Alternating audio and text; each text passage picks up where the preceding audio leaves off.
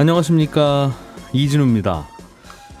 국제 유가가 앞으로 더 오를지도 모르겠습니다. 러시아와 사우디아라비아가 원유 공급을 계속 줄이고 있기 때문이기도 하지만 한 가지 이유가 더 있는데요. 최근에는 미국의 원유 재고가 급격히 줄어들면서 이게 자칫하면 원유 선물 가격의 급등을 불러올 수도 있어서 그렇답니다. 상속세를 돈이 아니라 부동산이나 주식이나 예술품으로 대신 내는 걸 물납이라고 하고요. 정부는 그렇게 돈 대신 받은 그 다른 것들을 직접 팔아서 나라 살림에 쓰게 되는데, 물납한 주식이나 부동산이 잘 안 팔려서 현금화가 안 되고 있다는 지적이 나왔습니다. 오늘은 이 두 가지 뉴스를 자세하게 정리해 보겠습니다. 10월 2일 월요일 손에 잡히는 경제 바로 시작합니다. 예, 오늘은 MBC의 양효걸 기자, 언더스탠딩의 안승찬 기자가 남들 대부분 쉬는 휴일에 나와서 앉아 계십니다. 표정이 그리 좋지는 못한 것 같습니다. 그래도 어서 오십시오. 네, 안녕하십니까? 안녕하세요. 네. 안승찬 기자가 준비해 오신 소식 먼저 들어보겠습니다. 예. 미국의 원유 재고가 줄어들고 있다는데, 그렇습니다. 원유 재고라고 하면 뭐 미국의 주유소들, 네. 또는 뭐 미국의 공장들 내지는 미국의 집집마다 조금씩 비상용으로 이런 거 다 더한 거예요? 그거 아니에요? 뭐 그런 것도 있습니다만 지금 그 미국의 오클라호마 주의 쿠싱 지역에 저장고들이 이렇게 모여 있거든요. 원유를 대규모로 저장해 놓는 저장 시설들이 있는데, 거기에 있는 이제 저장 용량이 매우 부족해졌다, 이런 이유인데, 예. 지금은 뭐 사실은 국제 유가가 배럴당 $90가 넘어서 이건 당연히 사우디아라비아, 러시아가 이제 연말까지 감산을 연장하기로 하면서 치솟은 건데, 이게 지금 미국의 원유 재고가 줄어드는 것도 굉장히 중요한 변수로 지금 부각이 되고 있습니다. 향후 유가에. 그렇습니다. 그래서 유가가 더 올라가는 거 아니냐, 이런 예상인데, 예. 미국 원유 재고가 왜 중요하냐면 미국의 원유 재고, 이 쿠싱 지역에 있는 원유 재고량은 선물 가격하고 관련이 크기 때문에 그렇습니다. 이게 미국에서 남는 원유들을 한꺼번에 모아둡시다. 그렇습니다. 집집마다 저장하지 말고. 네, 그렇죠. 그래서 모아둔 곳이에요? 예, 그렇습니다. 이게 예. 무슨 말이냐면, 원유는 물론 당연히 현물로도 사고 팔 수 있습니다만, 나는 당장은 필요 없을 것 같은데 나중에 꼭 필요할 것 같아, 이렇게 예. 생각할 수 있잖아요. 그래서 네. 그때를 대비해서 미리 물건을 확보할 수 있고, 이걸 선물 거래라고 합니다. 예를 들어서 내가 3개월 뒤에 원유 뭐 몇 배럴을 얼마에 살 거야, 네. 이렇게 이제 미리 입도 선매하듯이 계약을 해놓는 게 선물 거래고. 농사로 치면 밭대기네요. 그렇습니다. 농부는 급락할까 봐 두려우니까 그냥 밭대기로 팔고, 사가는 사람은 급등할까 봐 두려워서 그냥 이쯤에서 합의 봅시다, 우리 그렇습니다. 서로. 그게 이제 선물 계약을 해놓는 예, 건데, 이렇게 예. 선물 계약을 해놓으면 당연히 이제 만기일이 되면 실제로 현물을 받아갈 권리가 생기는 거죠. 예. 그래서 그때 가서 약속된 원유 내놓으쇼, 이렇게 요구할 수 있는데, 정해진 가격에. 그렇습니다. 예. 이때 원유를 내주려면 어디서 꺼내올 때가 있어야 되는 거잖아요. 그렇겠죠. 그런 상황을 대비해서 이제 원유를 저장해 놓는 곳이 말씀드렸던 그 오클라호마 주에 있는 쿠싱 지역의 원유 저장고들이고, 여기가 미국의 정말 한가운데 있는데, 예. 이 지역의 원유 저장고들 수백 개가 모여 있습니다. 그래서 뭐 미국의 원유 저장은 다 여기서 하신다고 보시면 되는데, 그런데 지금 쿠싱 지역의 원유 저장 창고의 원유 저장량이 엄청나게 줄고 있거든요. 요 지역의 전체 저장 가능 용량이 한 9,800만 배럴, 한 1억 배럴이 조금 못 되는 수준인데, 지금 남아있는 원유가 2천만 배럴 살짝 넘는 그런 정도입니다. 대략 한 하루치 정도, 전 세계 사용량의 하루치 정도가 이 정도라고 들었는데, 예. 그 정도를 저장하고 있고요. 그렇습니다. 예. 저장고로 치면 한 20% 정도만 지금 채워져 있다는 뜻인데, 예. 뭐 20%면 아직 5분의 1인 거고 뭐 좀 남은 거 아니냐, 이렇게 생각하실 수 있는데, 이게 굉장히 위험한 신호인 게, 원유에는 이 물하고 침전물 같은 것도 같이 섞여 있거든요. 예. 그래서 저장고에 원유를 넣어두면 기름은 위로 올라가고, 물하고 이제 침전물은 밑으로 내려가니까, 원유 저장고의 맨 아랫부분은 이게 물하고 침전물이 많이 섞여 있는 원유가 들어가 있는 겁니다. 원유이대 사실상 원유가 아닌, 그래서 물 섞인 거가 다행히 밑에 있군요. 예, 그래서 이 물량이 보통 10% 많게는 한 20% 정도로 추정이 되니까, 원유 저장고에는 맨 아랫부분은 품질이 나빠서 잘 못 쓰는 원유거든요. 예. 그러니까 지금 원유 저장고에 20%가 남았다는 건 원유 저장고도 사실상 바닥난 거나 다름없다, 이렇게 지금 해석이 되는데, 바닥이 난 이유는 뭐 미국에서 수요가 있으니까 꺼내서 써서 그렇겠죠. 그렇습니다. 이거는 실수요로 꺼냈었을 텐데. 네. 아. 그런데 이게 특히나 심각하게 말씀드렸다시피 선물 계약하고 관련이 있잖아요. 예. 선물 계약 만기가 돌아왔을 때, 자, 원유 약속한 원유 주시오 이렇게 했는데 원유 재고가 없어서 원유를 내주지 못하는 상황이 되면 난리가 나잖아요. 계약 네, 위반이니까. 네. 그래서 원유 선물을 판 사람 입장에서는 무슨 수를 써서라도 이 원유를 구해서 일단 재고를 채워내야 하거든요. 그러니까 지금 가뜩이나 원유 공급이 부족한 상황에서 한쪽에서 나는 가격 뭐 모르겠고 일단 무조건 주시오. 이렇게 사겠다는 사람이 나서면 유가는 그럼 더 올라가는 거 아니냐. 뭐 이런 우려가 나오는 거죠. 선물 거래를 했던 사람이 실제로 원유를 어딘가에서 사서 줘야 된다. 안 그러면 그렇습니다. 그 선물 거래판에서 아예 내 아이디가 삭제될 테니까 네. 이거 장사 하루 이틀 할 게 아니니 예. 손해 보더라도 급하게라도 원유를 어디서 사서 구해줘야 된다 그 말이군요. 그렇습니다. 이게 몇 년 전에 그 국제유가 선물 마이너스 가격 된 거하고 완전히 반대 상황이에요. 예. 그때 2020년에 기억을 떠올려 보시면 WTI 선물 가격이 마이너스 기록하고 그랬잖아요. 네. 근데 그때는 코로나 때문에 원유 수요도 없고 뭐 비행기도 안 뜨고 하니까 당시에는 원유 선물 만기가 돌아왔는데도 아니 나 그냥 현물 인수 안 하겠습니다. 뭐 이런 경우들이 많았거든요. 네. 보통은 그냥 아무도 안 가져가겠다고 하면 그냥 그 현물을 그냥 푸싱 저장 창고에다 넣어두면 그냥 큰 문제가 없는데 당시에는 원유가 남아서 이 푸싱 지역의 원유 저장고가 꽉 찬 상황이었거든요. 그러니까 예. 원유를 받아와도 저장할 곳은 없고 그러니까 안절부절하다 그냥 내가 웃돈 얹어줄 테니까 제발 이 원유 좀 받아가면 안 되겠니? 그래서 당시에는 원유를 받아가는 쪽이 돈을 내고 받아간 게 아니고 돈을 받고 원유를 받아가는. 돈도 받고 원유도 받고. 그렇습니다. 그때 그래서 참 황당한 마치 일이 쓰레기 받듯이. 그렇습니다. 그러니까 지금은 완전히 반대죠. 원유가 재고가 부족해지니까. 그래서 맞아요. 그때 원유 가격이 선물 가격이 있지만 마이너스로 갔다고 그래서 예. 아니 그거 어디다 써도 쓸 건데 저거 돈인데 어떻게 저게 마이너스가 되지 하는 게 현물이 마이너스 될 일은 없지만 예. 몇 달 후에 이렇게 주고받을 그런 거래를 하다 보면 실제로 그게 마이너스로 갈 수도 있다. 저장의 문제나 혹은 받을 그렇습니다. 용기의 문제 때문에. 그렇습니다. 그래서 지금은 완전히 그때와 반대로 선물 만기가 되는데 현물이 부족한 상황이라서 예. 그러면 어디선가 반드시 현물을 사와야 되는 상황이니까 급하게 막 가격을 부를 수 있고 그러면 이게 또 국제유가의 불안 요인이 되는 것 아니냐 이렇게 걱정하는 거죠. 그래서 미국의 쿠싱 지역의 그 원유 저장고가 현물로 즉 그냥 국가 비상시에도 필요할 때 꺼내 쓰지만 예. 이렇게 선물 거래하는 사람들끼리 네. 받는 사람은 창고로 쓰고 주는 사람은 재고로 쓰고 하면서 그렇습니다. 거기 있는 거 갖고 갑시다. 뭐 해서 서로 거래하면 되는 건데 예. 저기서 사서 줄게요. 내가 받아서 저기다 넣어놓을게요 하면 되는 건데 그게 다 차버리거나 없어지거나 하면 선물 거래가 마비되면서 예. 이른바 선물 상한가 막 이렇게 될 수도 있겠군요. 그렇습니다. 그러면 선물이 오르면 근데 유가도 같이 오를 텐데요. 그럼요. 그래서 지금 유가가 뭐 많게는 120달러, 150달러까지 오르는 거 이런 예상도 있는데 예. 그나마 조금 위안인 거는 요즘 정유사들이 이 겨울 성수기를 대비해서 조금 보수를 하는 시기거든요. 그래서 설비가 멈춰 있으니까 원유 소유가 조금은 줄어들고 있고 예. 그래서 쿠싱 지역의 원유 저장고의 감소 속도도 살짝 낮아지긴 했습니다. 그럼에도 불구하고 원유 재고가 지금 드라마틱하게 채워질 걸로 예상하기는 조금 쉽지 않은 게 지금은 원유 재고가 부족한 이유가 뭐 산유국들의 감산 때문에 부족해진 것도 있습니다만 예. 요 부족분을 지금 미국이 생산된 걸 수출하고 있거든요.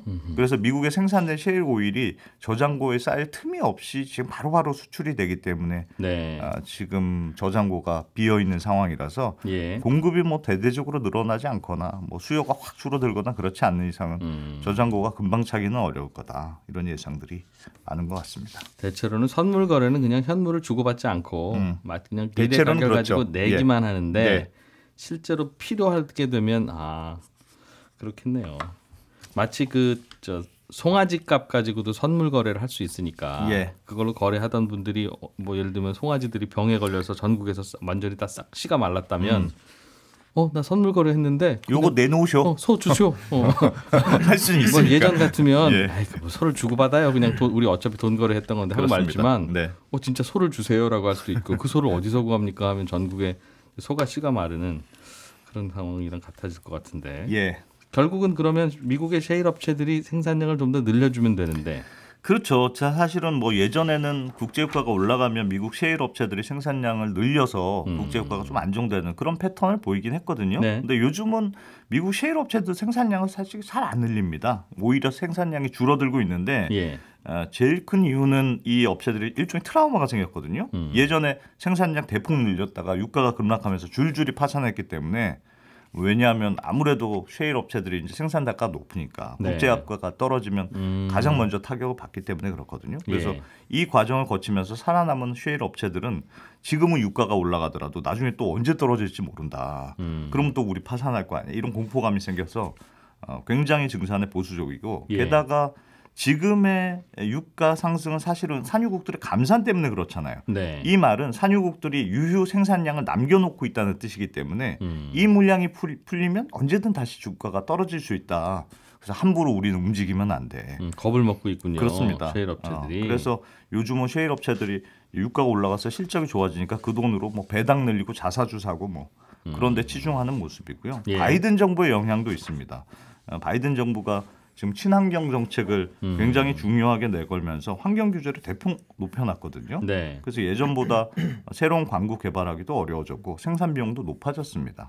그 은행도 뭐 ESG 경영 이런 거 한다고 석유 업체들한테 대출도 잘 안 해주거든요. 예. 그러니까 증산하려고 해도 현실적으로 쉽지 않은 환경도 있고. 예. 그래서 셰일 업체들은 우리가 증산 안 하는 게 아니고 바이든 대통령 때문에 그러는 거야 이렇게 주장하기도 하는데 네. 바이든 대통령 입장에서는 참 내년 재선을 앞두고 환경 문제를 포기하면 기존 지지층이 이탈하고 또 그렇다고 유가 올라가는 걸 가만히 볼 수만 없고 좀 어떻게 보면 진퇴양난인 상황인데 만약에 별다른 대응책이 나오지 않았다. 그래서 셰일 생산이 늘어나지 않는다 하면 국제 유가는 뭐 $100 이상으로는 계속 오르지 않을까 뭐 이런 걱정들이 나오는 것 같습니다. 유럽에서도 친환경 정책 하려다가 당장 이제 가스 오르고 기름 오르니까 예. 우리 친환경 잠깐 안 하겠습니다 하면서 좀 민망했었는데 이제 바이든 대통령도 그래야 되는 상황이 슬슬 오고 있다. 네. 그런 거군요. 자, 양효걸 기자가 가져오신 소식 네. 이것도 재밌네요. 상속세가 부과됐는데 네. 예를 들면 산이나 땅이나 뭐 건물이나 이런 거 받았는데 네. 나는 이거 팔리지가 않습니다. 그런데 뭐 100억이라고는 하니 이 산의 반을 그냥 그럼 상속세를 내겠습니다. 네. 50억이 상속세면 네. 그렇게 해서 부동산이나 뭐 혹은 뭐 그림으로 받기도 하고 맞습니다. 그런다면서요? 네. 근데 정부가 국회에 제출한 자료에 따르면 지난 한 20여 년간 아까 말씀하신 것처럼 뭐 주식이나 부동산으로 받은 이제 상속세들이 굉장히 많은데 네. 그래도 이제 주식을 보면은 한 8조 3천억 원 정도 됩니다. 그래서 주식 물납제가 시작된 게 한 1997년이거든요. 근데 이 중에 팔아서 현금으로 세금을 충당한 게 19%, 그러니까 20%가 채 안 됐습니다. 예. 그러니까 실제 현금화하지 못한 게 6조 7천억 원이 넘는 건데 원래 이제 국가의 세금은 돈으로 내는 게 원칙이거든요. 한 번에. 근데 상속세만 좀 예외를 두고 있습니다. 상속세는 아까 말씀하신 것처럼 물건으로 돼 있으면 예. 이거를 뭐 사실상 현금으로만 내라고 하면 상속받은 사람이 다른 자산을 또 팔거나 생활비가 없어지는 문제가 생기기 때문에 네.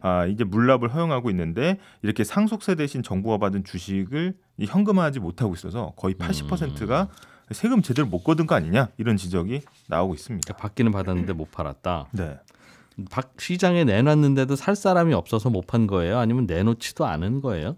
내놨는데 안 팔린 겁니다. 안 팔린 거예요? 엄청 이제 팔려고 하는데 예. 잘 안 팔리는 거고요. 일단 절차를 보면 세금은 국세청이 걷고 예. 이제 물건으로 대신 받은 세금은 이제 국세청이 가지고 있는 게 아니라 주식 부동산은 캠코, 그러니까 한국자산관리공사에 넘깁니다. 그러면 네. 이걸 캠코에서 팔아서 국고로 귀속시키는 건데 문제는 주식 그냥 팔면 되는 거 아니냐 하는데 이 주식이 대부분 비상장 주식이라는 게 문제입니다. 예. 그래서 상장 주식은 뭐 바로 시세를 알 수가 있고 팔 수 있는 시장도 있는데 이 증시에 상장돼 있지 않은 비상장 주식은 뭐 일부 거래가 이루어지긴 하지만 대부분 이제 내부 거래가 많고 그다음에 객관적인 가치를 매기기도 좀 어렵다 보니까 잘 팔리지 않는 거고요. 내놔도 장부가로 1,000억이다 이렇게 매겼는데 네. 실제로 그럼 반을 팔아야 되는데 반을 팔아보니 사갈 사람이 없더라. 맞습니다. 게다가 이제 외부인 입장에서는 아니 저 회사 어떤 회사인지도 잘 모르는데 그 내가 그걸 어떻게 사냐 이렇게 할 수 있는 거고요. 그래서 이제 캠코가 팔지도 못하고 가지고 있는 동안 이 주식들의 장부 가치가 더 떨어지고 있거든요. 그래서 예. 원래 6조 7천억 원짜리가 지금 한 5조 5천억 원 수준으로 깎였습니다. 그럼 이제 배당이라도 그럼 잘 받았냐 하면 또 그렇지 못한 게 한 26년 동안 800억 원 받았거든요, 배당을. 네. 근데 평가 가치가 1조 원 넘게 깎였는데 뭐 배당 800억 원 받아봤자 어차피 국가가 손해 본 거는 마찬가지고 사실상 종목으로 따지면 100개 종목 정도를 가지고 있는데 네. 그중에 한 절반 정도가 지금 망하거나 청산된 기업들도 있어서 거의 세수 결손 우려까지 나오고 있습니다. 그러면 이게 애초부터 장부가로 1,000억입니다라고 매기면서 네. 500억으로 상속세 내쇼, 500억을 상속세로 내쇼 네.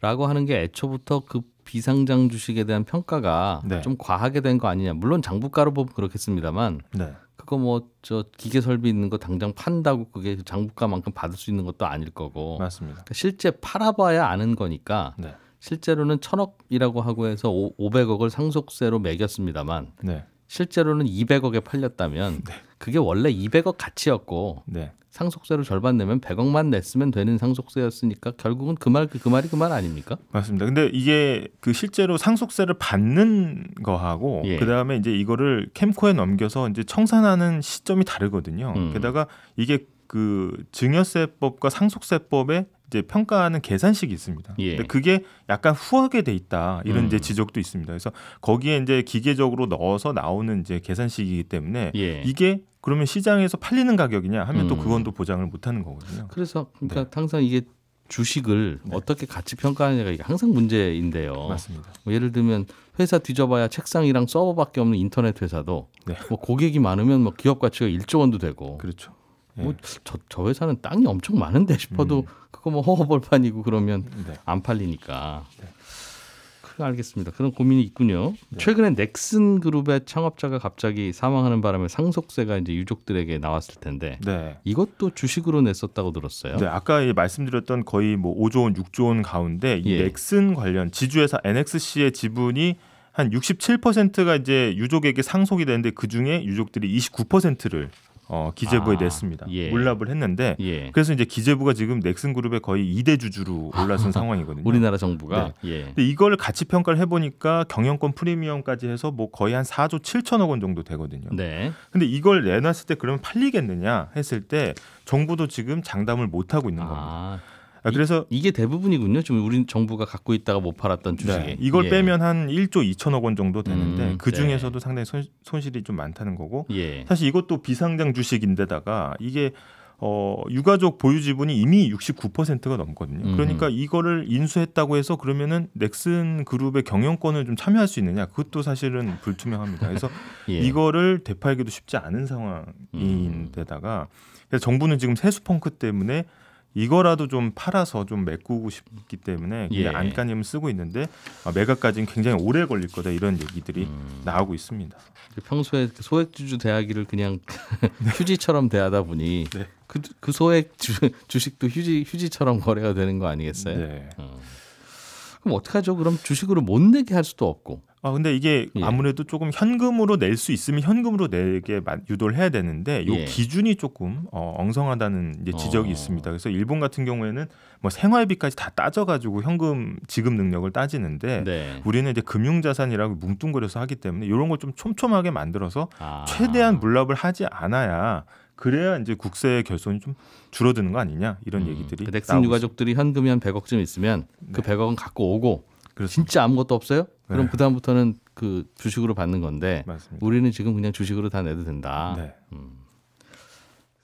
네, 오늘은 청취자 김용민 씨가 뉴스를 듣다 보면 그 나라의 경제 성장률이 몇 %다 이런 뉴스가 정말 자주 나오던데 이 경제 성장률이라는 건 실제로 어떻게 계산해서 나오는 수치입니까? 이런 질문을 보내주셨습니다. 경제 성장률은 그 나라 국민들이 1년 동안 돈이 되는 일을 얼마나 했는지 그리고 그게 1년 전보다 얼마나 늘었는지 그거 계산한 건데요.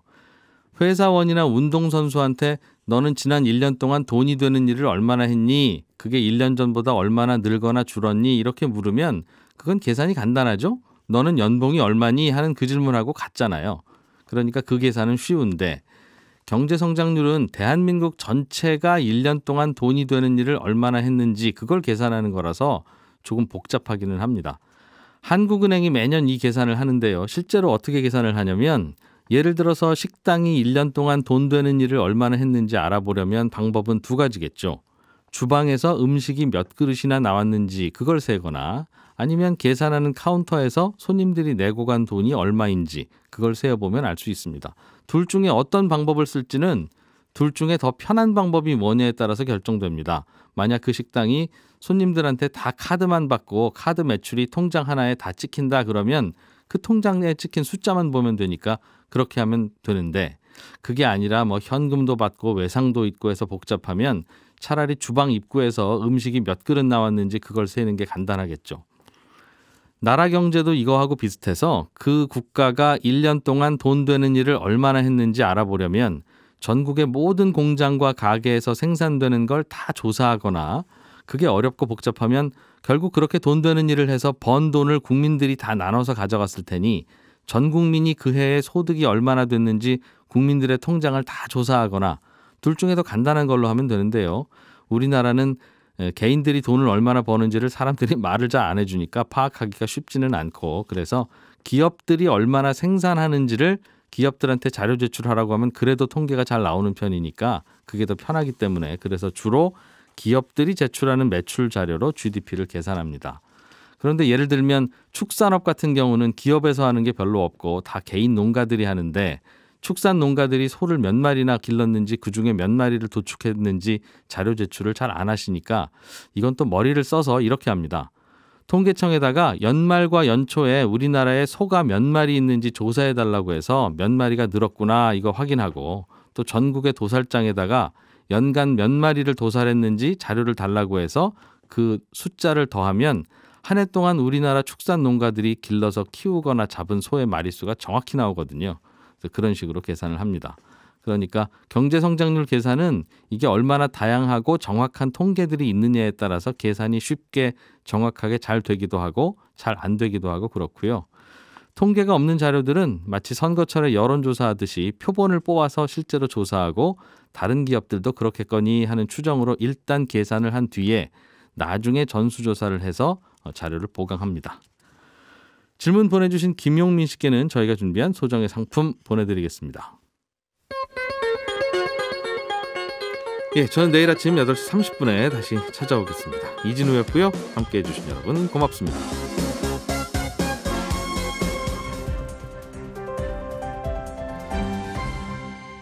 경제를 생각하는 사람들의 즐거운 습관, 이진우의 손에 잡히는 경제.